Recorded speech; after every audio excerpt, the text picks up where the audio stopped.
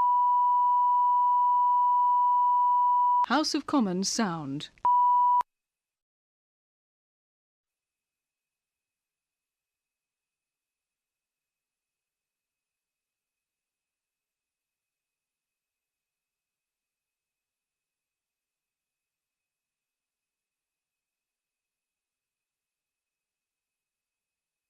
Order. Sir Alan Campbell. Thank you, Mr. Speaker. I beg to move that Mr. Speaker to issue his warrant to the Clerk of the Crown to make out a new writ for the electing of a member to serve in this present Parliament for the county constituency of Rochdale in the room of Sir Anthony Joseph Lloyd, deceased. The question is that I do issue my warrant to the Clerk of the Crown to make out a new writ for the electing of the member to serve in this present Parliament for the county constituency of Rochdale in the room of Sir Anthony Joseph Lloyd, deceased. As many of that opinion say aye. Aye. The ayes have it. The ayes have it. Right. We now come to questions. The Secretary of State for Education, Liz Twist. Question 1, Mr. Speaker. Secretary of State. With permission, Mr. Speaker, I will take questions 1, 6, 11, 12 and 15 together. There is nothing more important than ensuring everybody in our country, regardless of need, gets the very best education possible. That's why special educational needs and our Special Educational Needs and Alternative Provision Improvement Plan will ensure that all children get the support that they need to reach their potential. We've opened 108 special free schools since including 15 since September, and we've also launched a £70 million change programme to test and refine our systemic reforms benefiting every region in England. Earlier this month, I announced an extension to our short breaks programme, and we have a plan, and we're delivering on it. Liz Twist. But, Mr. Speaker, today many parents of children, including those in my constituency, with children with special educational needs, are at their wits' ends. Either they're fighting to get an EHCP, or they're struggling to access the right support when they get an EHCP for their child. This is a waste of public money, a waste of parents' energy, and too often a waste of their child's precious potential. Does the Minister agree with my constituents that the system is broken? Because that's what they feel. I would agree that there has been an absolute increase in special educational needs in the past 5, 6, 7 years, largely because we know more, but also COVID has added some pressure on the system. We've expanded the system, and we really do care to make sure that all children with special educational needs, even more than before, get the right help that they need. We have an improvement plan in place. It was published in March 2023, and it really focuses on early identification and improved support all the way through the journey. We're training many more people, and we're putting more support in place for your constituents. Ashley Dalton. Thank you, Mr. Speaker. In smaller and rural communities like mine in West Lancashire, populations and services are often very sparsely located, and SEND students are often having to travel upwards of an hour to reach any provision, or are having to go without. What is the government's plan to address that issue? Yes, well, what we've been trying to do is to make sure that we increase the number of places, both within mainstream, but also within special educational needs and alternative provision settings. As I said, we have 108 more special educational needs schools already built and 76 more approved. And we've worked with many local authorities, including in rural areas, to make sure that we can work with them to make sure they get the provision they need. Rachel Hopkins. Speaker, every child with special educational needs or disabilities should receive the high quality support they deserve, but schools and councils do not have the necessary resources to meet increasing demand and rising costs. So what discussions is she having with the Secretary of State for levelling up housing and communities on the funding and powers available to councils to improve SEND provision? Yes, I mean, that is one of the reasons why the high needs budget is up by over 60% in the last 4 years, and in 24-25 will be £10.5 billion. We're also supporting local authorities with financial deficits through the safety valve and delivering better value programmes. And in most of the constituencies, including the Honourable Lady's area, the funding has gone up by 25 to 35%. Debbie Abrahams. Mr Speaker, I also have several constituents' cases in my Oldham, East and Saddleworth constituency where children and young people can be waiting months, if not years, for not just assessment but for the plan to enable them to their needs to be addressed.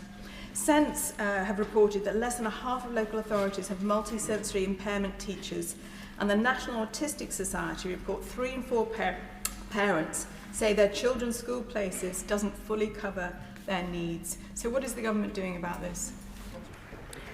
Well, our plan, which is really to introduce national consistency and standards, which we'll publish in 2025, we'll deliver that through local partnerships and inclusion, and we'll also digitise records and make it much more transparent for parents to see what's happening. In terms of improving support and mainstream support, we will improve early language support. We're working with ICBs to improve the support for neurodiversity in schools. We have autism training as well. 100,000 teachers have received that training, and also additional Senko training, as well as that vital early language support. Dan Cardle.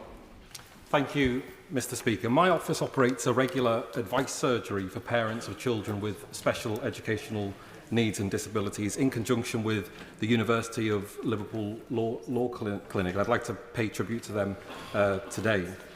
There are simply not enough places in mainstream schools or in special schools. And I want to ask the Secretary of State, children from the most deprived areas are less likely to be identified with SEND compared with similar children from more affluent areas. And what is the government doing to make sure that children in constituencies like mine are identified early and can get the help that they require? Well, the Honourable Gentleman makes a vital point. Early identification is absolutely key in providing that support and making sure that that support impacts the child as early as possible.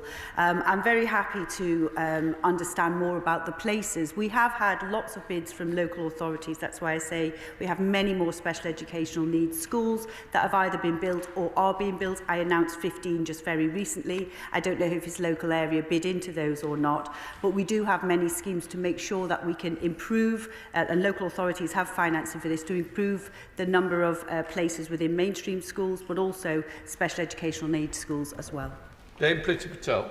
Speaker, could the Secretary of State share with the House how more work is being done and support given to local authorities to address the whole issue of children with educational needs and disabilities who are still, I'm afraid, being placed out of their own counties and localities to receive the essential support that they need? In Essex in particular, this problem is still ongoing. It affects all our colleagues across Essex. I do pay tribute to our county council. They're doing incredible work in this area. In fact, they are well rated, but to be quite frank, they need help, assistance and support from central government.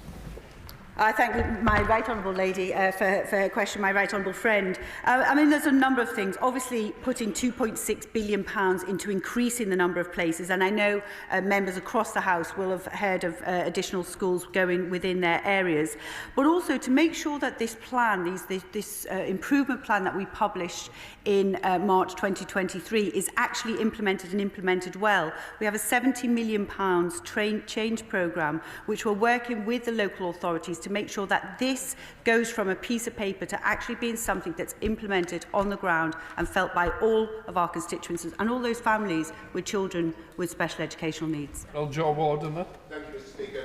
Will my right honourable friend update the House on the provision of training in SEND during initial teacher training to make sure that more teachers are aware of the support that children might need, and also the recruitment of specialists such as educational psychologists and speech and language therapists? Yes, we are implementing a golden thread of high-quality teacher training reforms to ensure that teachers have the skills that they need. The department's been exploring opportunities to build expertise through a review of the initial teacher training core content framework and the early career framework to identify how we can equip new teachers to be more confident in meeting the needs of children and young people with SEND. There'll be more investment in educational psychologists, another 400, more investment in early years SENCOs, another 7,000 as well. Will Quince. Thank you, Mr. Speaker. It's very similar to my colleague from Hampshire. I welcome the introduction of a new SENCO MPQ, and I declare an interest as my wife is a SENCO. But to create a truly inclusive school environment, all teachers need the knowledge, the skills and the practical training to support children with special educational needs and disabilities. So what steps is my right honourable friend taking to ensure that initial teacher training gives them that support and training? Can I thank my honourable friend and also thank him for all the work he has done in this area. We worked together when he was in the role of Children and Families and I was working in the Health Department, and I know it's something that we both care deeply about. As I was saying in answer to the earlier question, there is a golden thread of high quality teacher training reforms. We will be looking at a revised framework. We will be making sure that we work with providers so that they can make sure that the contracts that we have in place will deliver the very best support that we have for teachers. I think what's really going to be vital and members will feel is the additional 7,000 SENCOs as well that are going to be trained in the coming years. Thank you, Mr. Speaker. Worcestershire County Council has some very welcome plans to set up a new autism-free school in Malvern. And recently I also visited our place in West Worcestershire, which provides very specialist education, mainly for children with autism. It's an independent provider, and I was wondering if it's the Secretary of State's understanding that independent provision like this would be affected by taxation should the opposition bring in tax on independent schools across this country. My honourable friend makes a very good point. There are 2,408 independent schools across our country, many of them providing special educational needs support and many of them providing excellent education in particular specialties. And of course, many of those schools, 2,408 of them, if they are subject to increased taxation, obviously that will make the provision more difficult, and we will have to assess what that will mean. Duncan Baker. Thank you, Mr. Speaker. A number of colleagues have mentioned initial teacher training. Perhaps I can say to them and the Secretary of State, perhaps they should look no further than tomorrow with my 10-minute rule bill that comes into Parliament, which aims to increase and make sure there is autism training for all teachers. Will she back it? Well, I welcome my honourable friend's work in this area. I mean, of course, initial teacher training courses must equip trainees to meet all the teacher standards, including Standard 5, that teachers must have a clear understanding of the needs of all pupils, including pupils with autism. And through the delivery of our improvement plan, we will develop new practitioner standards to support frontline professionals, including one on autism. And I look forward to him working with us. Joanna Cherry. Number 2, please, Mr. Speaker. Mr. Speaker, I will answer questions number 2 and 19 together. Our visa changes strike the right balance, ensuring we have a fair and robust migration policy, but maintaining the UK's place as a top destination for the best and brightest from around the world. And I know that the Honourable Lady will be pleased to know that we continue to attract the best scientists from across the world. We have over 46,000 postgraduate research students from overseas, 41% of the total, producing groundbreaking and collaborative research. Joanna Cherry. For his answer, but I'm afraid the evidence doesn't entirely bear out what he's saying, because UCAS figures reveal a notable fall in accepted applications from international students. And both Heriot-Watt and Napier universities in my Edinburgh South West constituency are highly sought after destinations for international PhD students. And both universities carry out vital scientific research with strong links to commercial and industrial needs, not just in Scotland, but across the United Kingdom and indeed across Europe and the world. But despite this, the government's visa rules are making these universities a far less attractive destination for international students. So my question for the Minister is this: Isn't his colleague, the honourable member from Mid-Norfolk and the former Science Minister, really quite right when he says that the UK will never be a science superpower if it's behind a visa paywall? Thank you, Mr. Speaker. I know the Honourable Lady is a stickler for data. Our target was for over 600,000 students, international students every year. We're well over that target. As I say, our visa changes strike the right balance, being fair to taxpayer and ensuring that we have good international students coming to our country. Chris Stevens. Thank you, Mr. Speaker. The minimum salary requirement for a skilled worker visa is set to increase by 48% from £26,200 to £38,700, jeopardising the prospects of early career researchers and academics coming to the UK. So can the Minister then answer the question that he didn't from an honourable friend? How will the UK be a science superpower behind that visa paywall? Well, I think I've set out, you know, we have 36% of university researchers coming out from outside the UK, over 46,000 postgraduate students from overseas, 41% of the total. And what I would say to the honourable gentleman is that the real cost of the SNP's tuition-free policy is that Scottish universities are unable to provide places for local students who are 13% less likely to take a place at a university in Scotland than English students in England. Ian Lewis. Will the Minister be investigating the discovery exposed by the Sunday Times yesterday of Russell Group universities taking students with much lower academic qualifications for undergraduate degrees? And when he does so, will he check that the same isn't happening in the postgraduate field, given the much higher fees that are able to be charged for overseas students? I thank my right honourable friend for his question. He will know that whilst I am a strong supporter of international students, I want a level playing field for all domestic students, for all domestic students as well. I met with Vice-Chancellors only yesterday afternoon, as soon as I'd seen the report in the Sunday Times. And I'm absolutely clear, I've asked the Department for Education to take out an urgent investigation to bad practice by agents where it occurs. I was very disturbed what I saw, and what we want, as I say, is absolute fairness of entry for domestic students as much as international students. Shadow Minister Matt Weston. Thank you, Mr. Speaker, and I listened to the Minister's response to the Right Honourable Member for Edinburgh South West.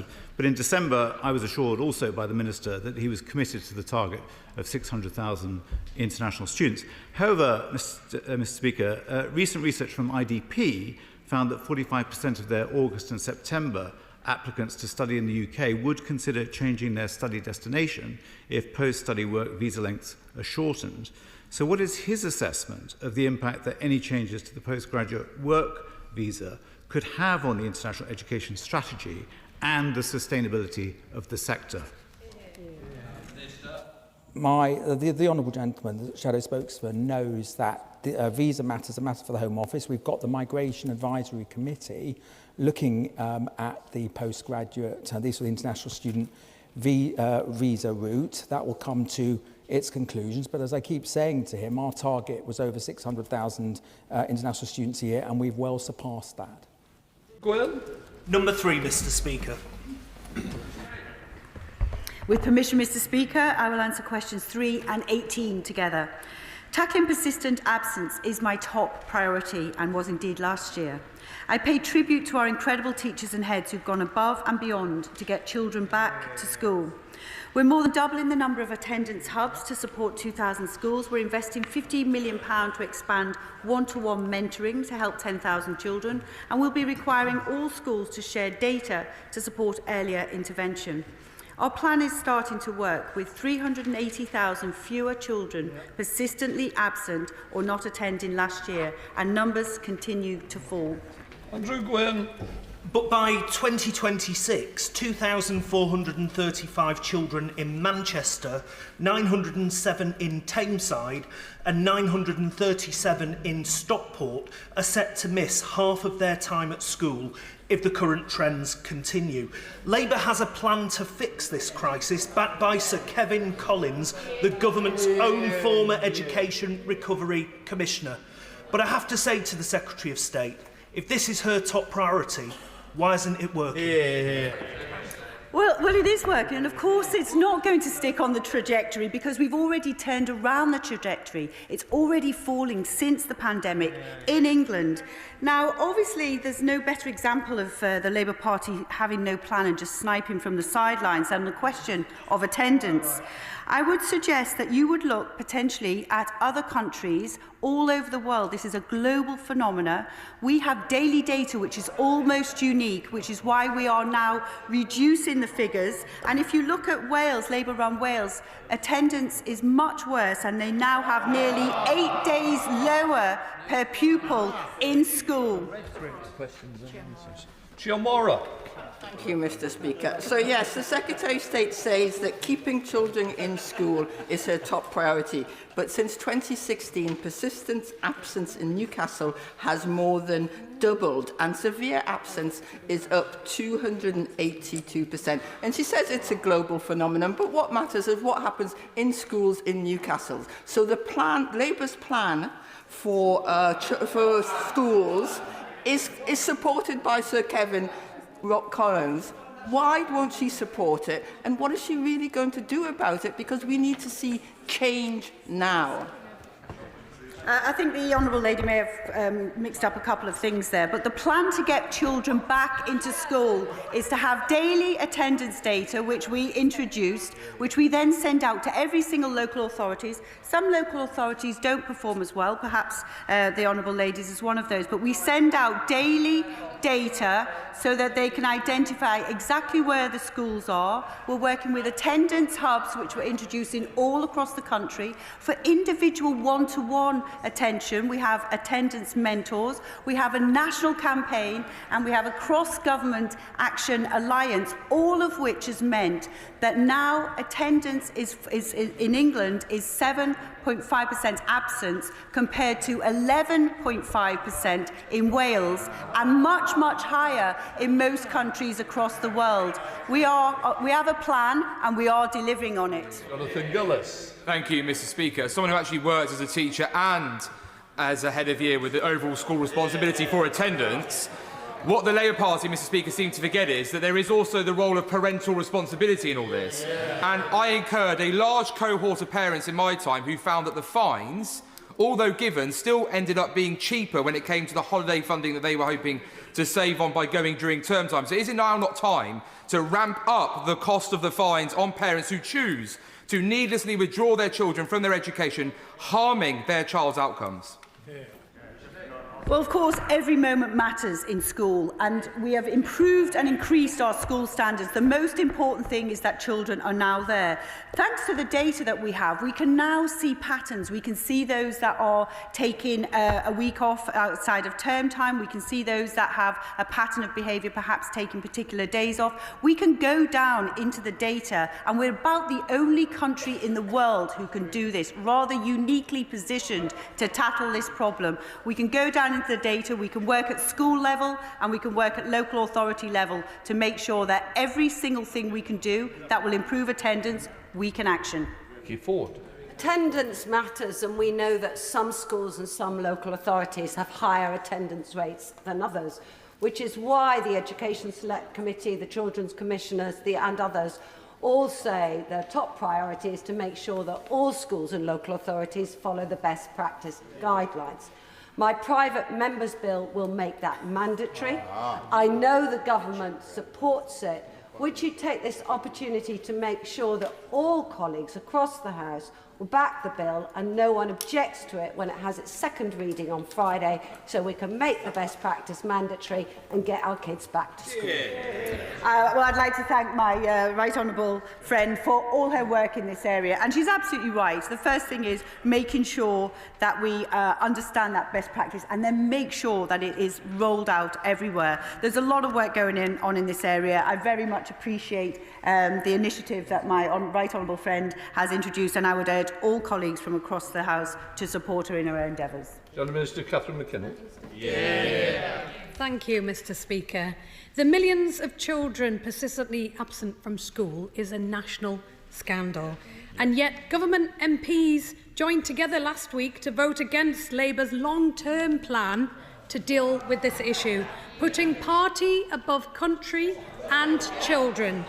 So far, the government have only announced sticking plaster policies. So will she come forward with a long-term plan to properly address this, or do schools and families have to wait for a Labour government to finally give all children the education they deserve?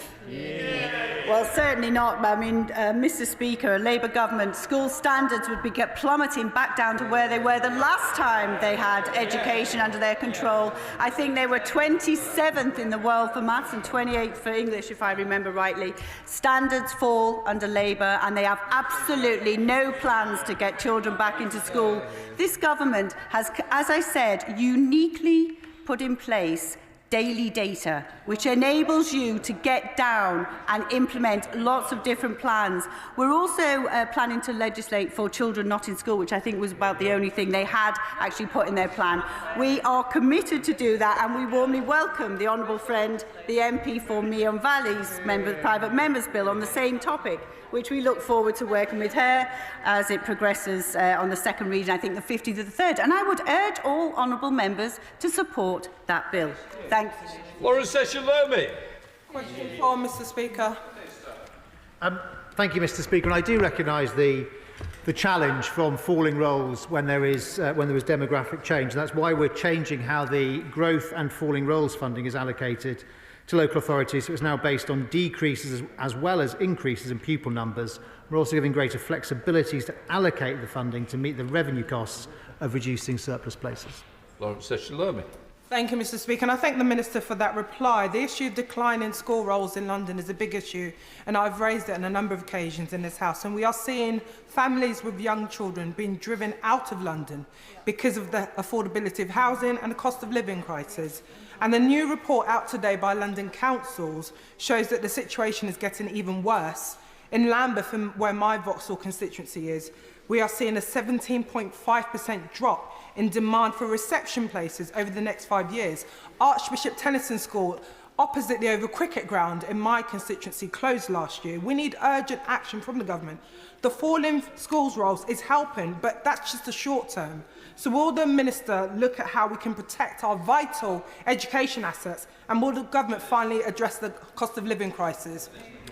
Thank you, Mr. Speaker. And it is true that there is a period of change coming as the bulge in primary school numbers starts to move into secondary. It is important to plan ahead for that. We want to work with local authorities. I know our own local authority in Lambeth is being proactive and looking at amalgamations where necessary. For example, we also have pupil place planning advisors in each region working with local authorities and academy trusts and school resource management advisors to work directly with schools. And there will also be, I think, some repurposing of some space in schools. I'm not speaking specifically about her constituency now. There will be opportunities for more early years provision in some cases, more special educational needs provision, and we will have to be agile and make sure there is still sufficient space for parental choice. Tim Lawton. Mr. Speaker, as the Secretary of State knows, because we share a local authority, when it comes to calculating demand for secondary school places in West Sussex, I'm afraid they get a D-, because last year one of my districts is completely oversubscribed and over 50 children, almost all from one school, were taken out of district to a school that none of them applied for and some of them hadn't heard of. And next year that could be even worse. Despite help from her noble friend Baroness Barron and the Regional Schools Commissioner, West Sussex have still done absolutely nothing to address this shortage of secondary school places. Will he intervene? Mr. Speaker, look, as I was saying to the honourable lady opposite, it is true that there is change as numbers move from primary into secondary. It is important to try and plan ahead. On the specifics of West Sussex, I will of course be pleased to meet with him. Jill Mortimer. Question 5, please, Mr. Speaker. With permission, Mr. Speaker, I would link this question with question 18 and answer them together. Attendance did decline through COVID. It is now improving, but there's a lot more to do.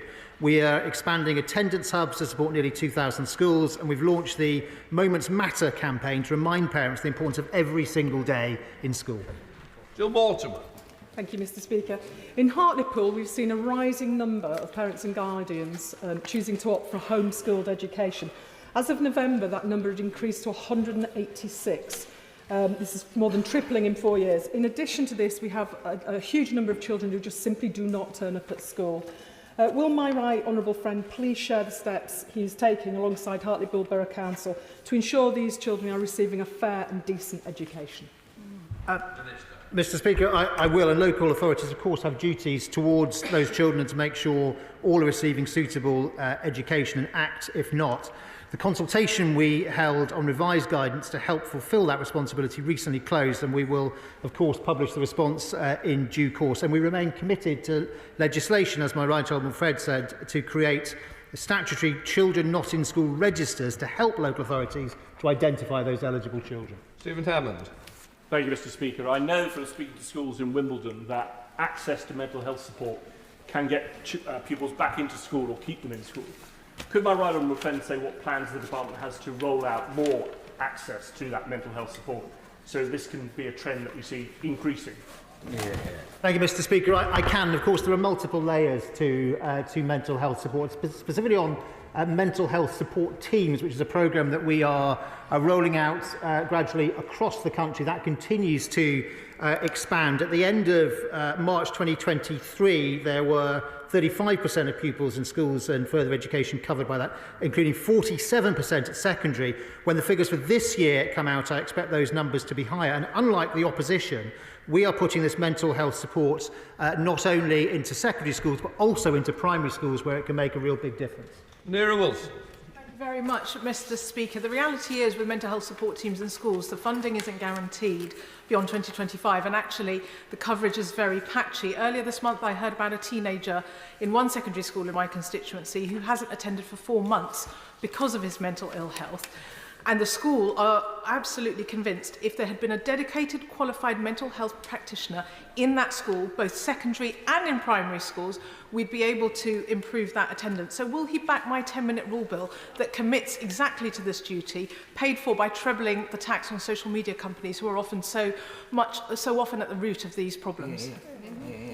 Mr. Speaker, she identifies very important problems, and there definitely are important links between mental health prevalence, mental ill health prevalence, I should say, and non-attendance. And that's one of the benefits that we will get, therefore, from the offer to all state schools and colleges to have a grant to train a senior mental health lead, as well as those wider mental health support teams that I mentioned. Thank you, Mr. Speaker. Can I say to the Minister is that one of the key things I think is early intervention on this, and I think a lot more needs to be looked at in terms of what can be done at primary school level, because although not entirely, often the signs are already there by the time they get to secondary school. So I wonder whether the Minister is saying more on that. And secondly, the actual issue around transition from primary to secondary, again, which is a key part of what we need to look at.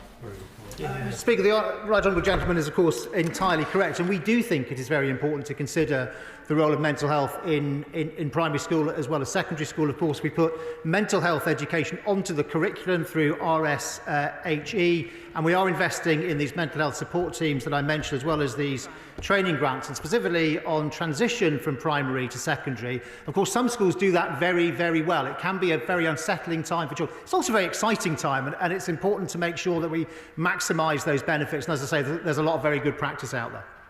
SNP spokesperson Carol Monaghan. Thank you, Mr. Speaker. In England, school attendance is impacted by off-rolling, a practice that does not exist in Scotland. Now we hear in a report that schools are actively removing GCSE students, not for any behavioural issues, but because they are struggling academically and the school wants to protect its place in league tables. What steps is the Minister taking to address what the Centre for Social Justice has called a system which effectively rewards schools for exiting academically underperforming students?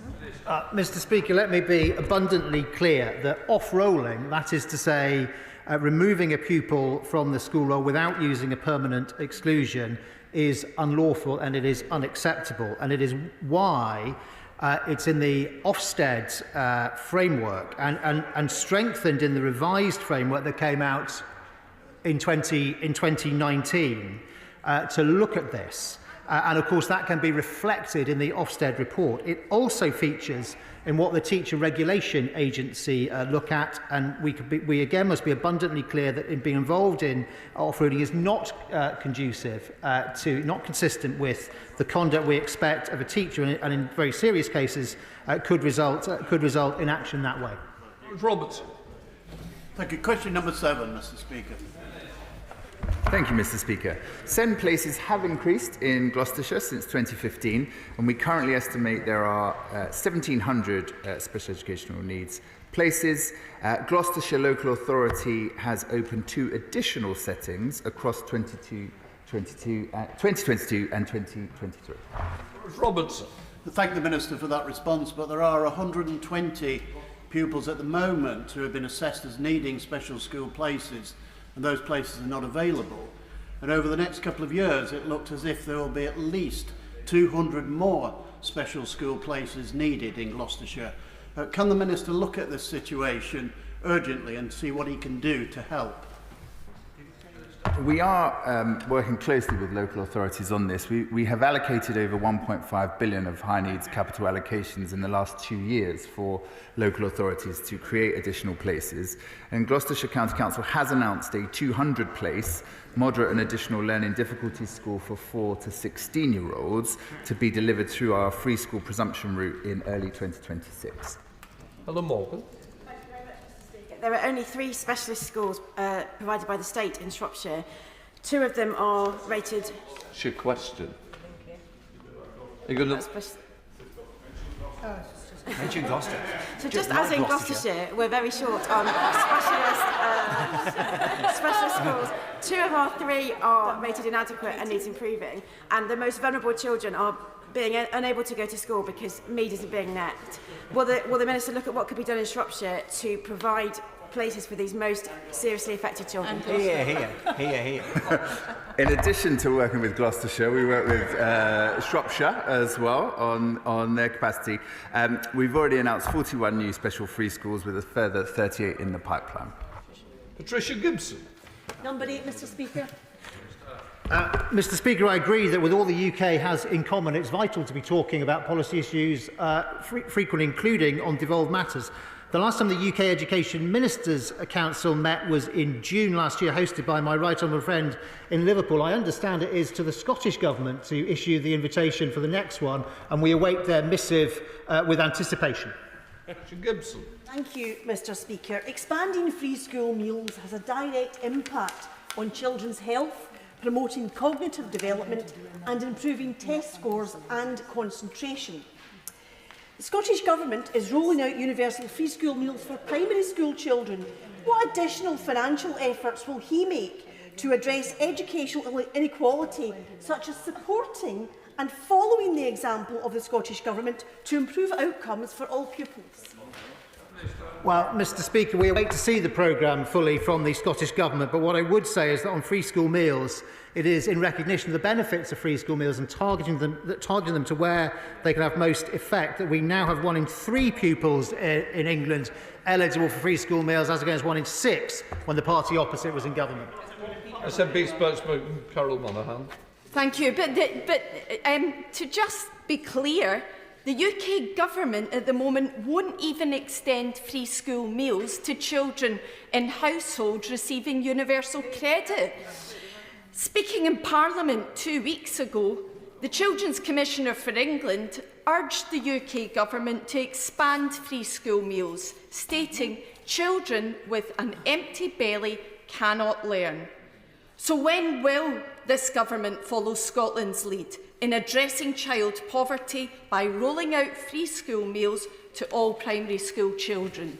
Mr. Speaker, we have extended eligibility for free school meals on three occasions, majorly with universal infant free school meals, with the extension of further education students, and most recently with extending the protections for people in transition on universal credit. And I would just say to her gently that we think it is important to target free school meals, but that is just as important for children in secondary school as in primary. Barry Sherman. Number 9, Mr. Speaker. Mr. Speaker, this government is rolling out the largest expansion of childcare in England's history, doubling the amount we spend now. This will enable more children to benefit from high-quality early years education and childcare more of the time, building strong foundations for every child and enabling more parents to work. Very sure. Mr. Speaker, why has it taken 14 years to get round it having a plan? They got rid of children's centres, they got rid of Sure Start, and they have not replaced it with anything until now. And now we see chaos. People can't get the code, they don't know what money they're getting from local government, and the National Day Nurses Association says it's a mess. What's he going to do to clear up this mess? Well, there was a lot in that question. On the Sure Start point, we're rolling out family hubs, which will actually be a lot broader than Sure Start centres were, and cover children up to 25 where they have special educational needs. And on the codes issue that he references, I think he already knows, we've worked with HMRC to provide a solution to that for all parents, so that no parent will miss out as a result. Chair of the Select Committee, Robin Walker. Thank you, Mr. Speaker. I very much welcome the fact that this government is doubling investment in early years and childcare. As the Secretary of State said earlier with regard to special educational needs, early identification of need is absolutely key. From that perspective, would the Minister meet with me to discuss the urgent need for a specialist assessment centre in Worcester after the loss of the one at Fort Royal? It's gone out for commissioning, but unfortunately we have not had any bids to host the new one, and we need to get on with delivering one for next September. Can I thank my honourable friend? While I obviously don't know the details of his specific case, I'd be delighted to meet with him to discuss it further. Shadow Minister Helen Hayes. Thank you, Mr. Speaker. With just over 2 months to go until the start of the expanded offer for 2-year-olds, the government's plans for early years education and childcare are in complete chaos, with nurseries and childminders across the country still waiting to have their funding rates for April confirmed. How can the Minister expect providers to confirm places with parents when they don't even know what they will be paid? And does he agree with the Chief Executive of the Early Years Alliance that this is yet another example from this government of announce first and do the thinking afterwards? Mr. Speaker, I think the Honourable Lady knows that the reason providers don't have their rates at the moment is because local authorities have not informed them of their rates. We publish the rates in November, and it's then up to local authorities to tell their providers. And that is the reason where they don't have those rates. And it's yet another example where the Labour Party hope if they snipe enough from the sidelines, no one will notice that they have no plan whatsoever for childcare. Russell Moyle. Thank you, Mr. Speaker. We are rolling out mental health support teams to schools and colleges, supporting young people to access early intervention for mental health. As my right honourable friend, the Schools Minister, said earlier, as of March 2023, there were 398 of those teams, covering 47% of secondary school pupils. This will increase to around 600 teams by spring 2025. Lloyd Russell Moyle. When I was a young person, we had a counsellor in our school, and it helped many people, not for long-term, but short-term interventions that put people on the right track and meant that they didn't need more expensive interventions down the line. Unfortunately, those have gone in many schools. Labour will reintroduce them. Will the Minister commit to reintroducing a counsellor in every school to ensure that we spend now to save later? Well, counsellors do have a role, Mr. Speaker, but we believe that through the combination of rolling out mental health support teams, but also giving every state school and college in the country a grant where they can train a senior mental health lead within their school, that is a better approach to take. Louis French. Question 13, please, Mr. Speaker. This government has built one of the most powerful apprenticeship systems in the world, reaching nearly 700 different occupations from level 2 through to master's degree level 7.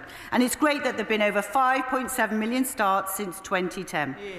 There are now over 170 employer design degree level apprenticeships available, including in occupations such as a medical doctor, space engineer, midwife, social worker, pretty much whatever you can name. We're providing an additional £40 million in the next 2 financial years to support providers to expand their offers to make sure that more people can get access to them. French. Speaker, the Conservatives have transformed apprenticeships since 2010, with local education providers, employers and Bexley Council all helping to make Bexley one of the top boroughs in London for apprenticeships. Does the Secretary of State agree with me that apprenticeships have a key role to play in both our economy and social mobility, and that whilst Labour wants to focus on teaching divisive ideas such as white privilege in schools, the Conservatives want to support people from all backgrounds to get on in life? Agree more with the honourable gentleman, my honourable friend, and I know that Bexley's apprenticeship event on the 5th will be a fantastic opportunity for local people to learn about apprenticeships on offer in his constituency. We've transformed our apprenticeship system. People all round the world look at us and say, how on earth have you done that? And I'll be very happy to work with anybody to tell you, but all of this is at risk. The Labour Party would halve the number of apprenticeships, taking us back to square one. Tim Farrell. Thank you, Mr. Speaker. Sadly, the government did not intervene to save Cumbria's Agricultural College. However, would they decide to invest in agricultural degree apprenticeships, working with the University of Cumbria and Cumbria's FE colleges to make sure we have a pipeline of new leaders who can feed us and care for our environment through farming? Well, I'd look forward very much. I know we worked together when I was Apprenticeships and Skills Minister on making sure that we had a right college offer that was sustainable in the area. I'd be very happy to, my honourable friend, the Skills Apprenticeship and Higher Education Minister, would be very happy to work on that. We're looking to expand degree apprenticeships. We do have provision in place to do this, to work with providers, to be able to offer many opportunities, including in agriculture. Good Shadow Minister Malhotra. Thank you, Mr. Speaker. Next week is National Apprenticeships Week, and I'm looking forward to celebrating apprenticeships across the country. She knows that SMEs are crucial to delivering high-quality apprenticeships at every level right across our economy. Yet SME apprenticeships have plummeted by 49% since 2016, and research shows that the levy is failing to reverse the decline in employer training more widely. So while she pretends everything is fine, isn't the real answer to back our businesses, giving them greater flexibility to deliver the training we need to get our economy growing again? Absolutely, and obviously one of the reasons why some of the SME numbers reduced was because we increased the quality and made sure that every single apprenticeship is of high quality.